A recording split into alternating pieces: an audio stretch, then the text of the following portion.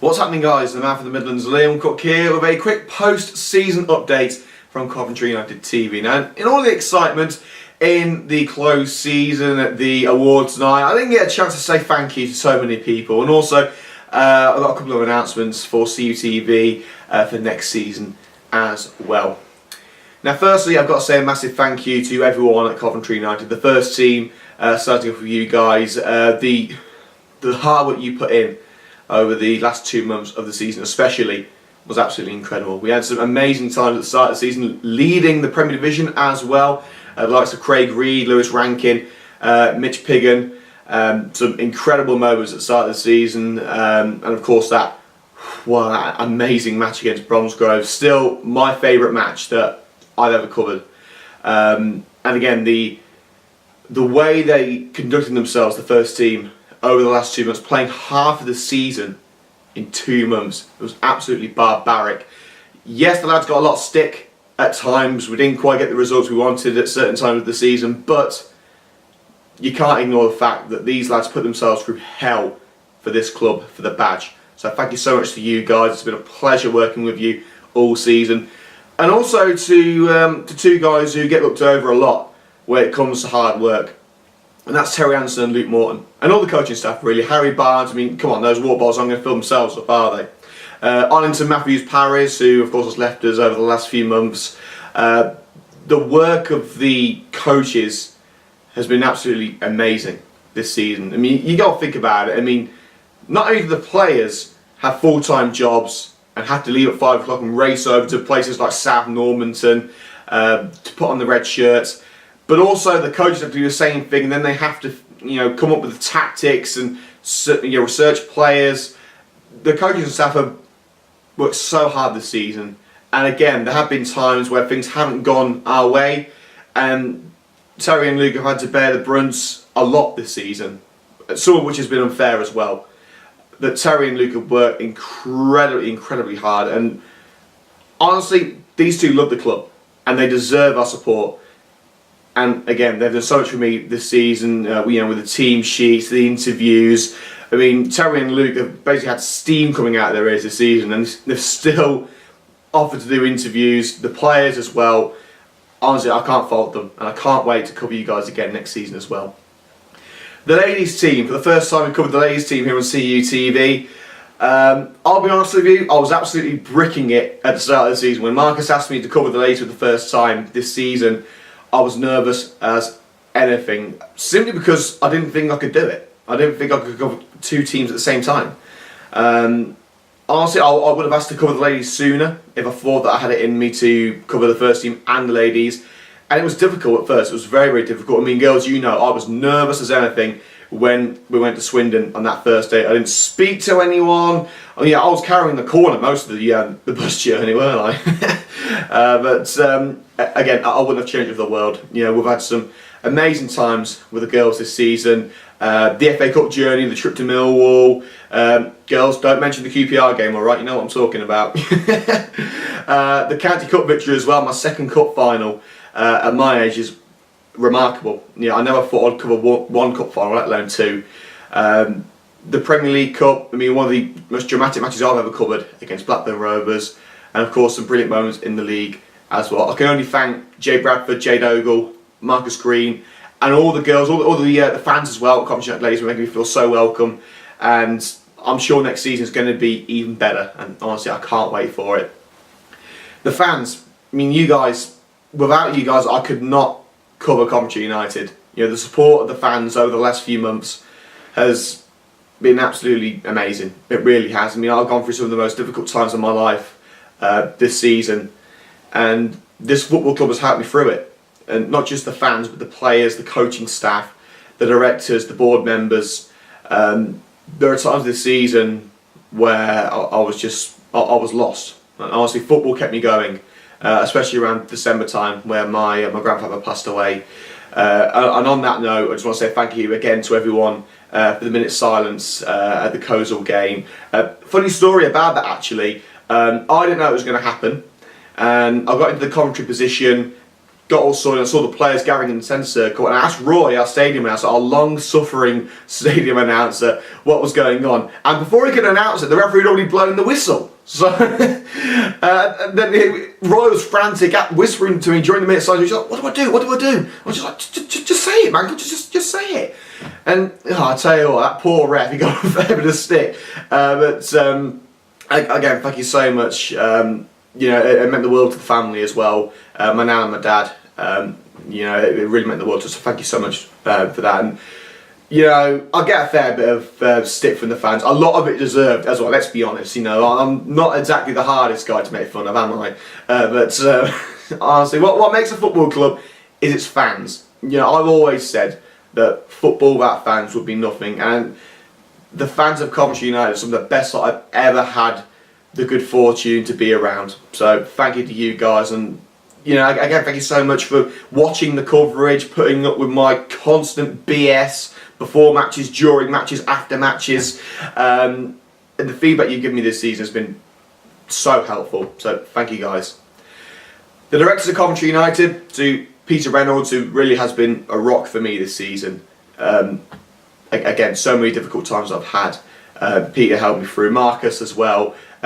Jason Tins, Peter Schofield, Graham as well. I'll tell you what, Graham has done so much for me. Not just this season, last season as well. I mean, mainly ferrying me around half the country. I mean, I wouldn't wish that upon my worst enemy. So he's certainly taken one for the team now. Thank you for that, Graham. And you know, helping me out with the team sheets and everything. It's you know, it really is a massive help. And again, with the ladies' side, with the coaching staff and Jade and everyone there, yeah, it really does mean a lot. And obviously, without you guys, I couldn't do my job. So thank you so much. And taking on the other responsibilities as well with the program and the website, I've loved every single minute of it. And you know, I hope I can do even more to help the football club next season. Also, the award-winning Liam Cook now. Thank you for Peter Reynolds for that. I want to dedicate that to my granddad. Yeah, he was the only person that believed in me when I first said that I wanted to be a sports broadcaster. My family was sceptical, but my granddad told me that, you know, I could do it. He told me to keep on going, keep on fighting. So he always said to me, you only retain the information that you want to retain. It's like on my driving test. I never passed my driving test. My granddad always said, you don't retain the information because you don't want to, but you can tell me who the first Formula 1 world champion was. So that's my granddad. It's the first thing that I've actually won. Let me put that down. It's the first thing that I've won since 2006. That was a choir trophy. Also before that I won a medal for a five-a-side tournament. So I was good at football once, okay? I was 9 years old at the time, but yeah, we'll forget about that. A quick update on next season as well. Now there was a bit of a deliberation whether we were going to be doing commentary for the pre-season matches, because as many of you will know, we can't name trialists during the pre-season friendlies for obvious reasons. New signings can be a little bit difficult to identify at first. We don't get team sheets, so honestly I couldn't tell you who the opposition players are, so it would be positions and numbers, and honestly it doesn't make for great coverage. It's happened a couple of times this season. In the competitive matches too, it doesn't make a good coverage, but I kind of think that, you know, average commentary is better than no commentary. So we'll be doing live commentary on YouTube during the pre-season friendly matches, but there will be no highlights. For obvious reasons again, we don't want teams scouting our trialists and you know, trying to pickpocket things from us, tactics and such. So we will be filming the matches, but they'll be used solely by Terry and Luke and Jay for coaching purposes. We will be releasing highlights in the season review DVDs at the end of the season. They will be used for that, but they won't be released on YouTube. We had a lot of people, especially from GMP as well. We had a friendly with GMP Sports last season, asking us, where's the highlights? Now you know, guys, there's not going to be any highlights coming out, unfortunately. I don't know whether Jeff's going to be taking photos. We have to ask him, but I'll probably say the only way you're going to see the match is by turning up. And also you're going to see a bit of a change to CUTV graphics as well. Now I didn't know this, so massive thank you to Heather Reynolds for pointing this out. I showed Peter Reynolds the graphics for the season review DVDs, and we've always used red and green for obvious reasons, because we are the red and greens. But it was pointed out by Heather that actually red and green together can actually cause visual stress for sufferers of dyslexia. I mean, I didn't have a clue either, but I've searched it up, it's all legit, it's true. So we're changing the colour of the graphics. So for next season, it's going to be red and white, which I think actually looks better. It looks a lot more professional. I've been working for the last few days on new graphics, new styles, and honestly, I love it. I think it's absolutely brilliant. It looks incredible. It looks a lot better than it did last season. It looks more professional. You guys are going to absolutely love it, and we're going to be unveiling the new graphics over the next few weeks. So look out for that as well. Also, I just want to say to any players that may be leaving the football club, there are going to be announcements on players leaving and players signing over the next few weeks. We're going to be announcing that on Twitter and on the website. So please be patient with that. But for anyone leaving the club, again, I've got to say thank you. Best of luck for the future, and thank you for all the memories that you've given to me and the Coventry United fans over the last few months and years for some players. And honestly, the players this season have not only given us so many memories and worked so hard and given us some brilliant football to watch on the pitch, but off the pitch as well. You don't see that sort of camaraderie with many teams. Coventry United is a family, and long may it continue. And I'm sure that the players coming in, whoever they will be, will buy into that ethos as well.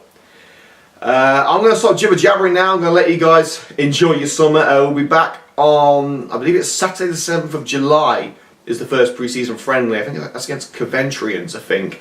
There'll be a full pre-season schedule on Twitter, so go and have a look at that, and the website as well. And also, a bit of a weird one, on Tuesday the 10th of July, Coventry United actually have a friendly away at Addison. This is a weird one, because it's actually on my birthday, which, I'll tell you what, thank you. I've got to spend my birthday with my family, it's brilliant. But also, it's at the ground where I made my CUTV debut back in, I can tell you the date now, it's January the 26th, 2016, because it was actually my granddad's birthday. So it's weird that that's going to be on my birthday this year. It's very, very strange.